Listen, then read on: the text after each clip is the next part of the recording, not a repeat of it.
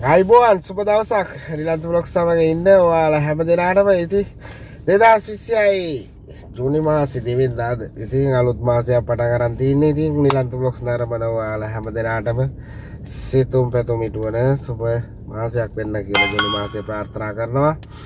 ඉතින් හැමෝම දන්නවා ඉතින් කුවේට් එකේ ටර්මිනල් 1 එකේ වැඩ කටයුතු ආරම්භ වුණා ඊයේ දවසේ. ඉතින් එකත් එක්ක දැන් ටිකට් මිලත් අඩු වෙලා තියෙනවා සාමාන්‍ය ප්‍රමාණයක්. ඉතින් ජසීර එක තමයි දැනට අඩුවටම තියෙන්නේ. ඉතින් එතකොට අනිත් ඒවා ඉතින් සැලකිය යුතු කාණක් වෙනවා. ඉතින් 100ට උඩින් යනවා ටිකට් එකක්.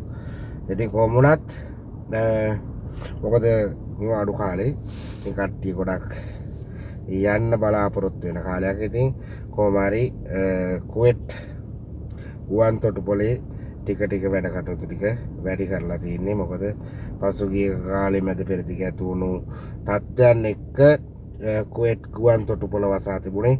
ඉතින් ක්‍රමක්‍රමයෙන් කුවේට් එයාර්වේස් ඒ වගේම ජසීරා වැඩ කරලා දැන් අනිත් එයාලයින් වලටත් කුවේට් එකට යන්න එන්න පුළුවන් තත්ත්වයක් ගමන ආරම්භ කිරීමක් සිද්ධ වෙලා තින්නේ. ඉතින් ඒක හැමෝටම සතුටුදායක පොතක්. ඒ වගේම තමයි ඉතින් කුවේට් සිවිල් ගුවන් සේවා අධිකාරිය දැනුවත් කිරීමක් කරලා තියෙනවා. පැයකට කලින් පැය එකමාරකට කලින් කවුන්ටර් වහනවා කියලා. ඒ කියන්නේ චෙකින් එක ඉවරයි. ඉතින් ඒක නිසා ඔයාලා වෙනද කී පැය 3කට කලින් නම් තව පැය එකමාරකට කලින් වැඩිපුර අරගෙන යන්න. හරිද?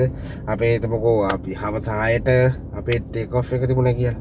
ඉතින් ඒක සමහරට පැයකට කලින් මේ දැන් ටේක් ඔෆ් එක තිබුණා කියලා 6 වෙනකම්ම චෙකින් එක තියෙන්නේ නේ.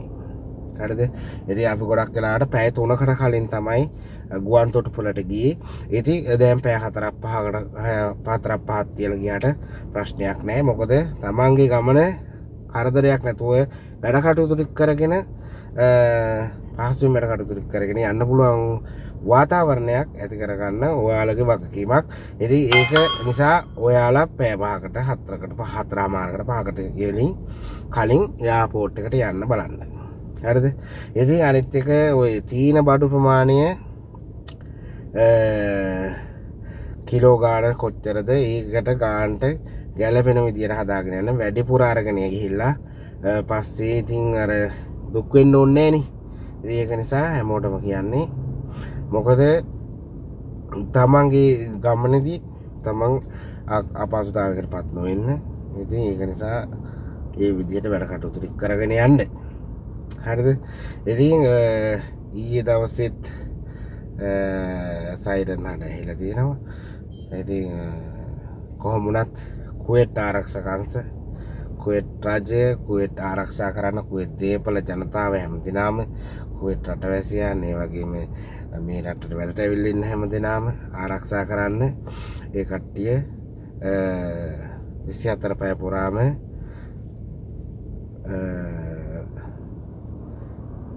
නිදින් වරාගෙන අපිව ආරක්ෂා කරන්න ඒ කට්ටිය රාජකාරී කටයුතු කරනවා. ඉතින් අපිට බයක් එකක් නැතුව ඉන්න පුළුවන් වාතාවරණයක් කුවේට් රජයත් කුවේට් ආරක්ෂක අංශත් නොපිරේලා ඉටු කරනවා. ඉතින් ඒකට අපි ඔවුන්ට නැවත වාරයක් ස්තුතිවන්ත වෙන්න ඕනේ. ඒ වගේම සර්ව බලධාරී දෙවියන් වහන්සේගේ ආශිර්වාදයේ ශක්තිය ධෛර්යය ඔවුන්ට නිරතුරුවම ලැබෙන්න කියලා ප්‍රාර්ථනා කරන්න.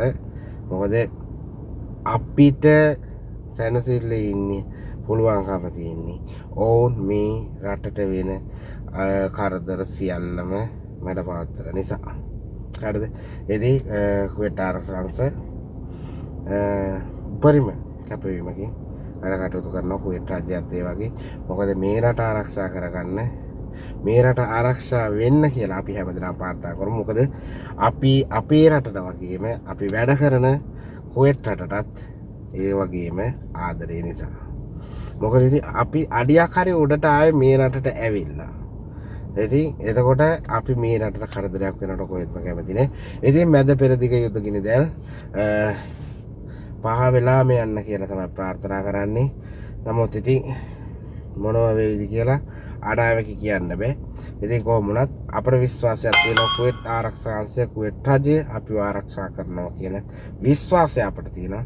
ඉතින් ඒ විශ්වාසයට ඔවුන්ට දෙවියන් වහන්සේ අසාර බලධාරී දෙවියන් වහන්සේගේ ආශිර්වාද ශක්තිය ලැබෙන්න කියලා අපි අනිවාර්යයෙන්ම නිරන්තරයෙන්ම ප්‍රාර්ථනා කරමු.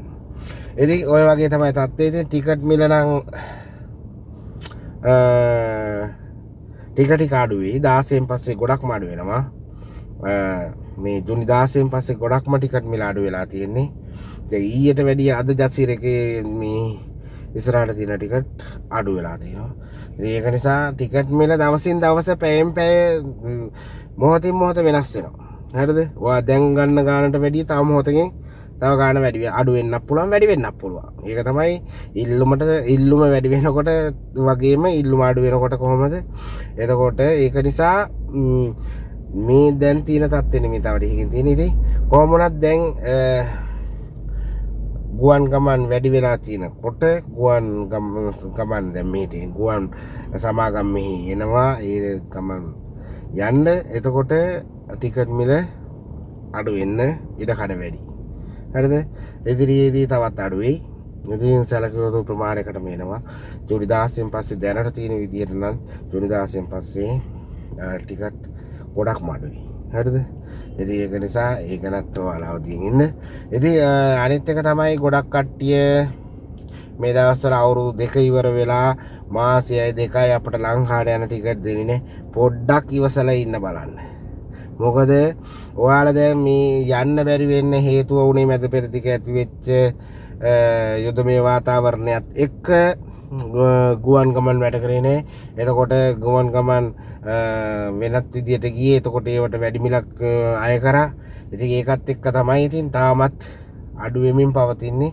ඉදිරියේදී ගොඩක් අඩු වෙයි. ඒ අඩුනාට පස්සේ ඔයාලට ටිකට් හම්බෙයි. බොහෝ අය මෙසේජ් දාලා තියෙනවා WhatsApp එකට.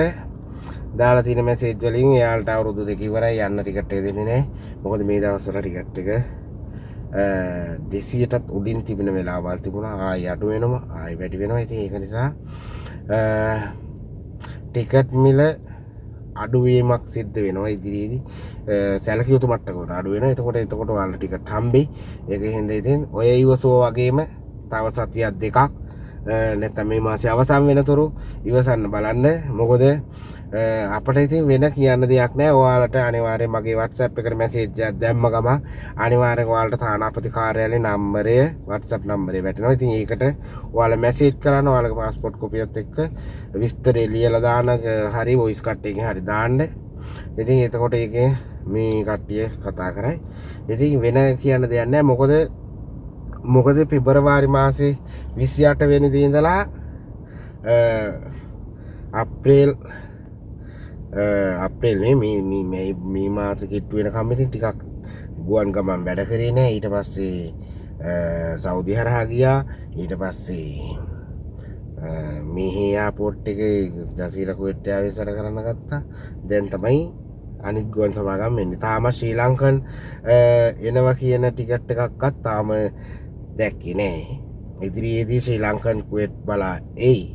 එනකොට අපි බලමු මේ ඒ ඉදිරියේදී ශ්‍රී ලංකන් වැඩ කරා. ඉතින් අපි එතකොට ඒ ගැන දැනුවත් කිරීමක් කරන්න ශ්‍රී ලංකන් ගමන් ආරම්භ වුණායි කියලා. දැනට නම් ඉතින් ශ්‍රී ලංකන් ගැන ටිකට් තාම එකක්වත් ගන්නවත් පෙන්නන්නේ නෑ. හරිද? ඉදිරියේදී කොහොම වෙයිද දන්නේ නැහැ. ඉතින් අපි බලාපොරොත්තු වෙනවා ශ්‍රී ලංකන් එයාර්ලයින්ස් කුවේට් ඒවි කියලා ඉක්මනින්ම. ඉතින් අපි එතකම් බලාගෙන ඉඳමු. ඉතින් ওই විදියට තමයි තියෙන්නේ. ඉතින් වැඩි අටුවා ටිකක් වැඩක් නෑ. හරිද? අපි ප්‍රාර්ථනාව මැද පෙරදිග ඉක්මනටම ගිනිදැල්ලි මේවා කියන එක. ඉතින් කුවේට් ආරක්ෂක අංශ වලටත් කුවේට් රජයටත් අපි ආරක්ෂා කරනවට සර්ව බලධාරී දෙවියන් වහන්සේගේ ආශිර්වාද ශක්තිය ලැබෙන්න කියලා ප්‍රාර්ථනා කරමි. ඊළඟ ලන්තු